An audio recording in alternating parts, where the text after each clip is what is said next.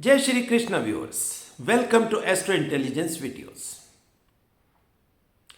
दर्शकों, आप सब जानते हो कि हम सब कल युग में जी रहे हैं। कल युग में मेटीरियलिस्टिक चीज़ें, मेटीरियलिस्टिक एम्बिशंस, ये सबसे ज़्यादा प्राइम इंपॉर्टेंस की चीज़ें होती हैं।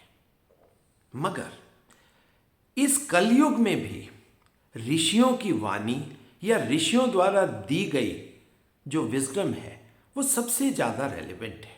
बट ऋषि रहते भी रहस्यमयी दुनिया में थे, जो बात करते थे उनकी बात में भी रहस्य होता था।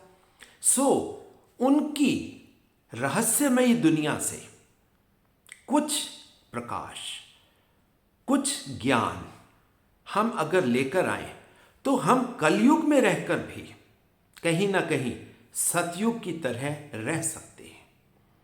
उसके लिए हमें उस ऋषियों की रहस्यमयी दुनिया में जाना पड़ेगा, ऋषियों को समझना पड़ेगा।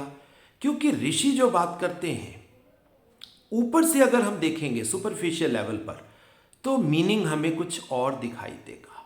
जब हम उसी चीज को अंदर जाकर, डीप जाकर समझने का प्रयास करेंगे तो वो मीनिंग बिल्कुल डिफरेंट हो जाएगा।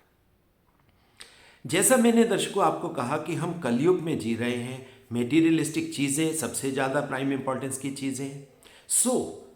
मेटीरियलिस्टिक चीज़ों को अचीव करने के लिए हमारे पास क्या है? परमात्मा ने हमें कर्म दिया और कर्म करने के लिए ये शरीर दिया। अब हमारे ज्योतिष शास्त्र को आज इसी संदर्भ में मैं जोड़ने का प्रयास करूंगा, आपको समझाने का प्रयास करूंगा कि हम कर्म कैसे करें और कर्म जैसे करें ताकि उसका प्रभाव भी अच्छा मिले, यानी उससे जो पैसा अर्जित हो, जो सामर्थ्य उससे बने, वो हमारे लिए सुखदायी हो, हमें आनंद दे। कर्म करना हमारे हाथ में है, कर्म का फल हमारे हाथ में नहीं है, ये हम सब जानते हैं। मगर जो कर्म हम करें और जो उसका फल हमें मिले वो हमें सुख दे। आज की वीडियो पर्टिकुलरली ऋषियों के उस रहस्यमयी दुनिया से इन दोनों चीजों का, कि कर्म कैसा करें और कर्मों से हमें सुख कैसे मिले, इन दो चीजों के ऊपर मैं फोकस करूंगा। अब दर्शकों, रहस्यमयी दुनिया है ऋषियों की। अगर हम ज्योतिष शास्त्र में इन दोनों चीजों को, सुख और कर्म को देखें, सुख है हमारे 4th हाउस का सब्जेक्ट और कर्म है हमारे 10वें भाव का सब्जेक्ट। चतुर्थ और दशम दोनों आमने सामने बैठे हैं, एक दूसरे के ऑपोजिट दिखाई देते हैं। बट क्या ये ऑपोजिट हैं? नॉर्मली भी आप देखिए, जो लोग सुपरफिशियल एस्ट्रोलॉजी या उस ज्योतिष को समझना चाहते हैं, या जो आजकल मॉडर्न डे एस्ट्रोलॉजी चल रही है, ये बहुत सुपरफिशियल लेवल पर है। इसमें सीधा सीधा बोल दिया जाता है कि मन और कर्म, यानी कि मून और शनि, ये दोनों एक दूसरे के ऑपोजिट हैं, एक दूसरे के दुश्मन हैं। बट क्या ऋषियों द्वारा दी गई जो विजडम की बात है, जो उनके द्वारा ज्ञान, जो उनकी रहस्यमयी दुनिया से जो ज्ञान निकलता है, उसमें क्या पड़ा है? बाहर से, ऊपर से, सतही तौर पर, सुपरफिशियल लेवल पर बिल्कुल ये ऐसा ही दिखाई देता है कि चंद्रमा और शनि ये दोनों आमने सामने हैं, एक दूसरे के ऑपोजिट हैं। बट जब हम थोड़ा सा भी अंदर जाते हैं ऋषियों की दुनिया में, अब ऋषियों ने हमें इन दोनों भावों का, आप देखिए बिल्कुल जो सेंटर पॉइंट है, एक भाव आप जानते हो 30 डिग्री का होता है। 30 डिग्री के भाव में जो सबसे इंपॉर्टेंट जगह आप समझ सकते हो कि कौन सी होगी। 30 डिग्री की एक कर्व है, इस तरह आप एक कर्व बनाइए, और जो 30 डिग्री का कर्व का हाईएस्ट पॉइंट होगा वो 15 डिग्री का बनेगा। आपके भाव का जो मिडल स्थान है, चाहे वो 4th भाव का है और चाहे वो 10th भाव का है, यानी कि दोनों तरफ आप कर्व का हाईएस्ट पॉइंट आप लीजिए और वहां पर नक्षत्र देखिए कौन सा आएगा। अगर हम कालपुरुष चार्ट की बात करेंगे। कालपुरुष चार्ट में आप देखिए चतुर्थ भाव में क्या आएगा, वहां पर पुष्य नक्षत्र आएगा, और दशम भाव में जब हम देखेंगे तो वहां श्रवण आएगा। अब यहां पर देखिए मजेदार ऑपोजिशन है दोबारा से फिर, क्योंकि पुष्य क्या है, पुष्य शनिदेव का नक्षत्र है और श्रवण चंद्रमा का नक्षत्र है। मगर यहीं पर आप देखिए एक माया का खेल है। जो चतुर्थ भाव है ही चंद्रमा का, उस चंद्रमा के भाव में नक्षत्र दिया गया हमें शनि का, और शनि के भाव में नक्षत्र कौन सा दिया गया, चंद्रमा का। अब आप देखिए कितनी मजेदार ऑपोजिशन है ये। बाहर से ऑपोजिशन क्या और अंदर वो ऑपोजिशन उलट गई। आप कह सकते हो कि ये तो रिजल्ट नलीफाई हो गया। जहां पर शनि है वहीं चंद्रमा आ गया, और जहां चंद्रमा था वहां शनि आ गया। अब थोड़ा सा दर्शकों आप और अंदर जाइए, आपको और मजेदार चीज मिलेगी। वहां पर पुष्य नक्षत्र के देवता कौन है, डीटी। पुष्य नक्षत्र के देवता है बृहस्पति, जुपिटर, देवगुरु, नॉलेज के देवता, और श्रवण में देवता कौन है, वो विष्णु भगवान का नक्षत्र है, विष्णु जी वहां देवता है। अब एक तरफ आप देखिए मन कर्म यानी कि चंद्रमा शनि, शनि के भाव में चंद्रमा, दूसरी तरफ भी यही सिचुएशन है। अब जब सिचुएशन एक दूसरे के सामने आ गई तो क्या ये ऑपोजिशन रही। अब थोड़ा सा दर्शकों आप पुष्य नक्षत्र को समझिए। पुष्य नक्षत्र क्या है, जैसा कि पुष्य नक्षत्र का शब्द ही बताता है, ये पोषण के साथ संबंधित है। पोषण का मतलब क्या होता है, पोषण का मतलब होता है कि न्यूट्रिशन, जो चीजें हम अपने शरीर के अंदर डालते हैं, न्यूट्रिशन है वो, और जो हम शरीर के अंदर डालेंगे उसका प्रभाव उसी के हिसाब से होगा। और पुष्य नक्षत्र के देवता बृहस्पति, यानी बृहस्पति का काम क्या है, चैरिटी करना, ज्ञान के तरीके से चैरिटी करना। अब यहां पर आप देखिए चंद्रमा, शनि और देवगुरु जुपिटर, ये कहीं ना कहीं ऋषियों का रहस्यमयी दुनिया से आप समझिए कि क्या है। ऋषि कहते हैं कि आपका मन धर्म कर्म युति से संचालित हो। वैसे भी मन हमारा ड्राइवर एनर्जी है, हमें चलाने वाली, हमें संचालित करने वाली एनर्जी है, और वहां पर धर्म और कर्म इकट्ठे हों, यानी जो भी आप करो। अब धर्म का मतलब यहां रिलीजन नहीं है, धर्म का मतलब क्या है, राइटियसनेस, यानी परमात्मा द्वारा दी गई नॉलेज। अब परमात्मा की नॉलेज में तो क्रिएशन की नॉलेज है, यानी जो भी काम आप करो वो क्रिएशन की नॉलेज के साथ या परमात्मा के ज्ञान को बीच में रख कर करो। आपके मन के अंदर ये भाव होना चाहिए। अगर मन के अंदर ये भाव होगा तो आपका पोषण सही तरीके से होगा। और वैसे भी पुष्य नक्षत्र, दो तीन चीजें आप और यहां पर समझने का प्रयास करिए। पुष्य नक्षत्र को हम पोषण के साथ लेते हैं, मगर यहां पर जो सिंबल हमें ऋषियों द्वारा दिया गया वो क्या दिया गया, कामधेनु गाय या गाय के थन। अब गाय के जो थन हैं, गाय को आप क्या खिलाओगे वैसा ही दूध गाय से मिलेगा। और गाय सबसे पवित्र, हमारे शास्त्रों में गाय को सबसे पवित्र दर्जा दिया गया है। सो पहली बात गाय पवित्र, और दूसरी बात गाय का पोषण कैसा होना चाहिए, वो तो गाय के सात्विक तत्वों के हिसाब से ही होना चाहिए। तभी गाय जो आपको दूध देगी वो अमृत तुल्य होगा। अब आप देखिए गीता में भगवान कृष्ण ने यही बातें बोली। भगवान कृष्ण क्या कहते हैं कि आपके कर्मों का फल आपके इंटेंट से संचालित होता है। जिस भाव से आप कर्म करोगे आपका कर्म का फल उसी से बन जाएगा या उसी से निश्चित हो जाएगा।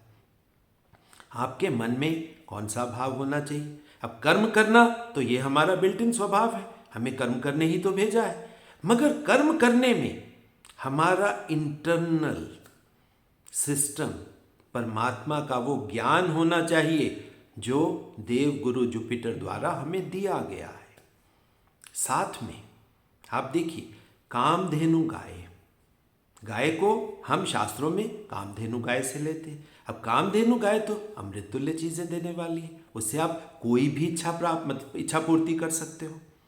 बट इच्छा पूर्ति सिर्फ चाहने से नहीं होगी दर्शकों, यहां पर आपको समझना पड़ेगा।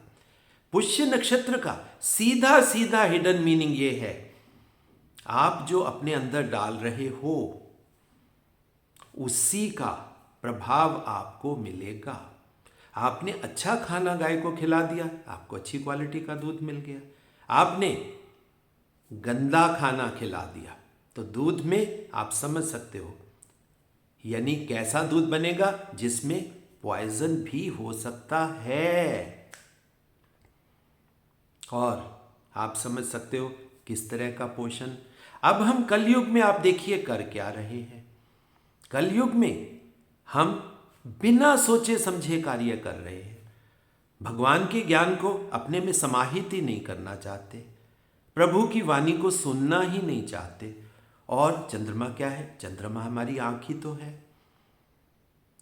चंद्रमा हमारी आंख है। आप देखिए, अब ऋषि कहते हैं, ये ऋषियों की रहस्यमयी दुनिया है। ऋषि कहते हैं कि आपको कर्म करना है आंखों से देखकर, खुली आंखों से देखकर, ताकि जो पोषण आप कर रहे हो, यानी जो पोषण का कर्म है, अभी वो दूसरा कर्म नहीं, जो पोषण का आपका कर्म है वो आप खुली आंखों से देखो।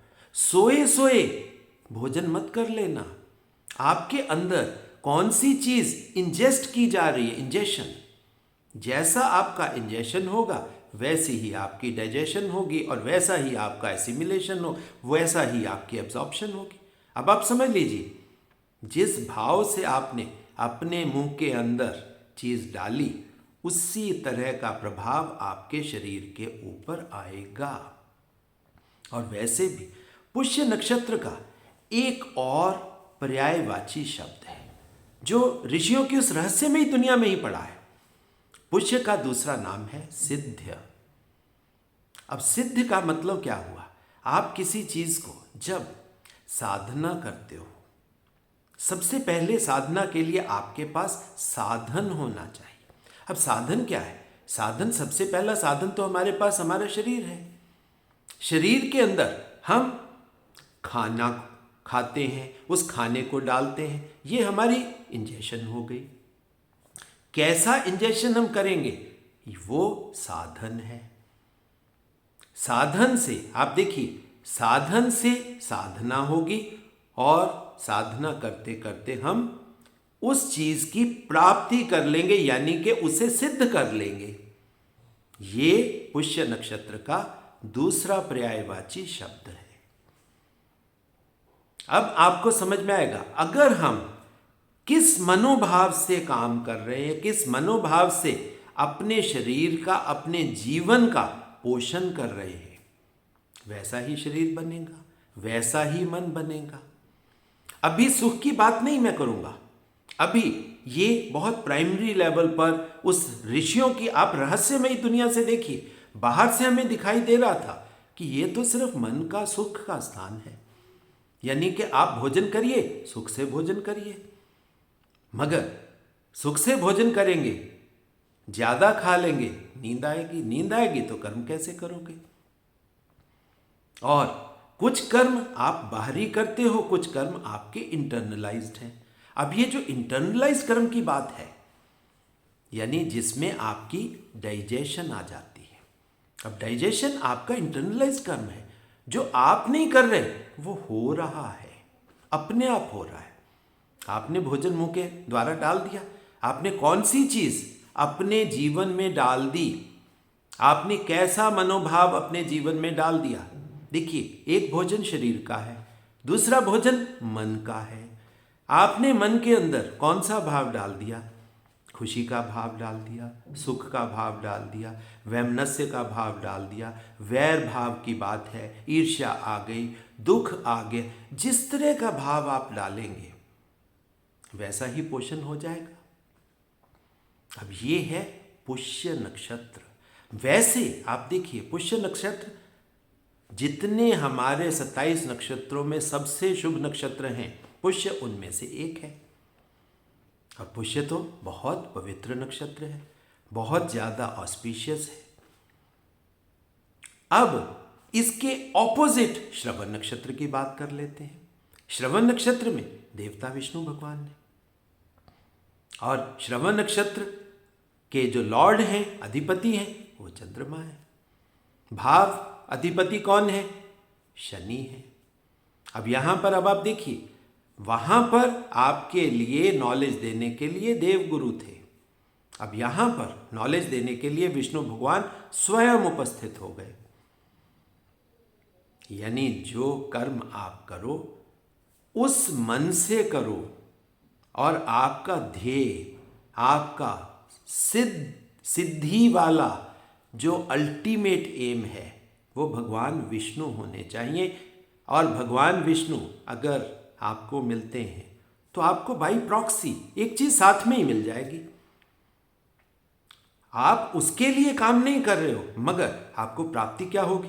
अगर विष्णु भगवान आपको मिलते हैं तो विष्णु भगवान के साथ उनकी पत्नी, उनकी शक्ति, उनकी अर्धांगिनी लक्ष्मी आपको उस कर्म के फल के रूप में आपको मिल जाएगी। मैंने कहा था ये कलयुग है, और मैं आज की वीडियो कलयुग के संदर्भ में ही बना रहा हूं कि कलयुग में हमें किस तरह कर्म करना चाहिए। सो दर्शकों, एक बात तो पहले यहां पर आप एक क्लियरली समझ लीजिए कि चंद्रमा और शनि एक दूसरे के दुश्मन नहीं हैं। चंद्रमा और शनि एक दूसरे के पूरक हैं।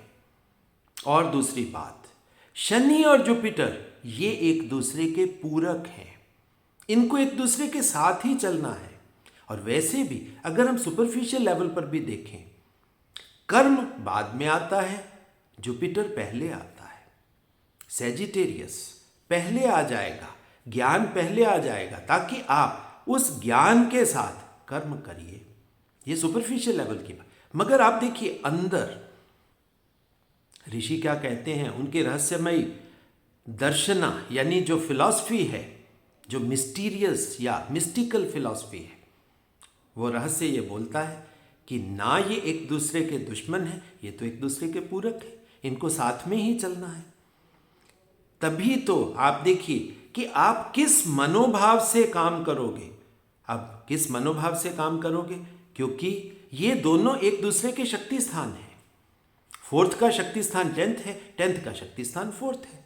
दोनों एक दूसरे को कॉम्प्लीमेंट कर रहे हैं, एक दूसरे को शक्ति प्रदान कर रहे हैं।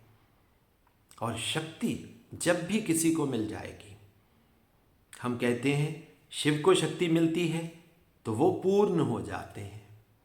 इसी तरह किसी भी भाव को जब वो शक्ति मिल जाएगी तो वो पूर्ण हो जाएगा। अब यहां पर देखिए ऑपोजिशन कहां है। ये जो आजकल शनि और चंद्रमा की ऑपोजिशन से डराने का खेल आपको किया जाता है, दर्शकों उस खेल को समझ लो, गलत है। ये ऋषियों की वाणी नहीं है। ऋषियों की वाणी तो बिल्कुल क्लियर है। आप यानी जब आप पुष्य नक्षत्र को देखेंगे, पुष्य नक्षत्र को पढ़ेंगे, श्रवण को देखेंगे, श्रवण नक्षत्र को पढ़ेंगे, तो आपको जो अंदर उसके मीनिंग मिलेगा, तो वहां तो आपको ये लगेगा कि ये एक दूसरे के बिना चल ही नहीं सकते। सो ये ही चीज है, बाहर से सतही लेवल पर, सुपरफिशियल लेवल पर, सरफेस लेवल पर कभी भी ज्योतिष को मत समझिए या मत करिए। अगर आप इस तरह से ज्योतिष करोगे तो ना आप इधर के रहोगे ना उधर के रहोगे, बिल्कुल गलत मतलब आप निकाल कर गलत रास्ते पर चल पड़ोगे। जो रास्ता ऋषियों द्वारा दिया गया या परमात्मा द्वारा दिया गया उसके बिल्कुल उलट होगा। दर्शकों, कर्म हमें कैसे करना है, चाहे ये कलयुग है। अब कुछ दर्शक ये कहेंगे कि सर काल पुरुष कुंडली में तो चलो हमें फिर भी समझ आ गई बात, हम अपनी कुंडली में कैसे देखें। तो दर्शकों, यहां पर आज मैं उस रहस्य से भी पर्दा उठा देता हूं। वो रहस्य है, मगर वो रहस्य आपके चार्ट में, आपकी कुंडली में छिपा हुआ है। उस रहस्य को देखिए, उस रहस्य को जानिए, और जब आप उस रहस्य को जान लोगे तो आपके लिए बहुत आसान हो जाएगा। तो उस रहस्य से अब दर्शकों पर्दा उठाने का टाइम आ गया है। आप अपने चार्ट में आप किसी भी राशि के हो सकते हो, कोई भी राशि आपकी हो सकती है। जैसे मैं तुला राशि का हूं। अब तुला राशि वाले के लिए चतुर्थ स्थान कौन सा होगा? तुला राशि के लिए चतुर्थ स्थान कौन सा होगा? Capricorn, right. तो कैप्रिकॉर्न, और कर्म स्थान कौन सा होगा? कैप्रिकॉर्न के उलट कैंसर। इसी तरह आपकी कोई भी राशि हो सकती है। आपका 4th हाउस में कौन सी राशि आ रही है और 10th हाउस में कौन सी राशि आ रही है, पहले आप उन राशियों को देखिए और फिर आप उन दोनों राशियों का मिडल पॉइंट देखिए। मिडल पॉइंट में कौन सा नक्षत्र आ रहा है। जो मिडल पॉइंट होगा, जो मैंने आपको बताया था, आप उस कर्व को बनाइए, उस कर्व का जो हाईएस्ट पॉइंट होगा वो मिडल पॉइंट होता है। 4th हाउस का मिडल पॉइंट और 10th हाउस का मिडल पॉइंट देखिए, और वहां पर कौन सा नक्षत्र आपके चार्ट में फॉल कर रहा है आपकी राशि के हिसाब से। जब आप उस नक्षत्र को देखोगे, उस नक्षत्र के देवता को देखोगे, तो ये दोनों चीजें उसी के परव्यू में आ जाएंगी। तो आपको उस तरीके से कर्म करना है, उस तरीके का मनोभाव बीच में डालना है, ताकि अगर आप उस मनोभाव से काम करोगे तो आपको चीजें मिलेंगी। अब जैसे फॉर एग्जाम्पल मैंने बताया था मेरा तुला लग्न है, आप समझिए। तो मेरा तुला लग्न है तो मेरे 4th हाउस में क्या आ गया? मिड पॉइंट श्रवण नक्षत्र आ गया, और मेरे 10th हाउस में कौन सा आ गया? पुष्य नक्षत्र आ गया। तो मेरे को कर्म कौन सा करना है आप देखिए। तो मेरे लिए दोनों तरफ शनि तो बहुत इंपॉर्टेंट हो गए, बट अब मनोभाव मेरा कैसा होना चाहिए? मेरा मनोभाव, मेरे को कर्म, सीधी एक बात है, श्रवण नक्षत्र है, यहां पर मेरे को किसकी आवाज को सुनना है? मेरे मनोभाव में हमेशा विष्णु भगवान होने चाहिए। विष्णु भगवान के सभी अवतार मेरे मनोभाव में होने चाहिए, चाहे वो भगवान श्री राम हो और चाहे वो भगवान श्री कृष्ण हो। तो मेरे को राम की शिक्षा, कृष्ण भगवान की गीता, उसके हिसाब से मेरे को कर्म करना है। उस वाणी को सुन के, उस वाणी को समझ के मेरे को वो मनोभाव बीच में डालकर मेरे को कर्म करना है। और अगर मैं उस तरीके से कर्म करूंगा तो दर्शकों कंफर्म बात है, मेरे को सुख मिलेगा। और अगर मैं उस मनोभाव से कर्म करूंगा तो अब आप देखिए आगे क्या होगा। उसके जो सामने, उसके शक्ति स्थान में पुष्य, सिद्ध मेरे को अपने आप मिल जाएगा। मेरा अच्छा पोषण होगा। मगर ये जो दोनों नक्षत्र हैं, यहां पर दर्शकों थोड़ी सी चीज मैं एडअप कर देता हूं। पुष्य में जब देवता बृहस्पति हो जाते हैं तो जो भी वहां से आपके लिए बनेगा, जो पुष्य नक्षत्र की गाय, जो कामधेनु गाय जो भी दूध देंगी वो उसके लिए नहीं है, दूसरे लोगों के लिए है। वो चैरिटी के लिए है, बांटने के लिए है, दुनिया में देने के लिए है, आपका नहीं है। वहां पर आप मतलब समझ लीजिए। अब दूसरी तरफ भगवान विष्णु को समझिए। अगर हम श्रवण नक्षत्र की बात करते हैं, श्रवण नक्षत्र में आप देखिए भगवान विष्णु आराम से लेटे हुए हैं। विष्णु जी उनके पांव में बैठकर सेवा कर रही हैं। वो तो देखिए बाई प्रॉक्सी आपको मिल गई चीज। जब बाई प्रॉक्सी विष्णु जी के साथ लक्ष्मी जी आपको मिल गई, मगर साथ में आप देखिए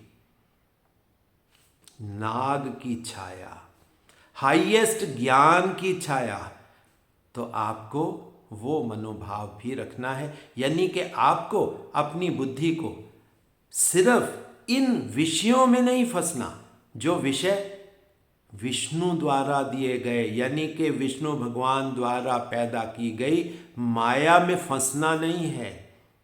खुली आंखों से उसे देखना है, उसे समझना है और राहु को यूज कर कर माया के पार जाने का रास्ता लेना है।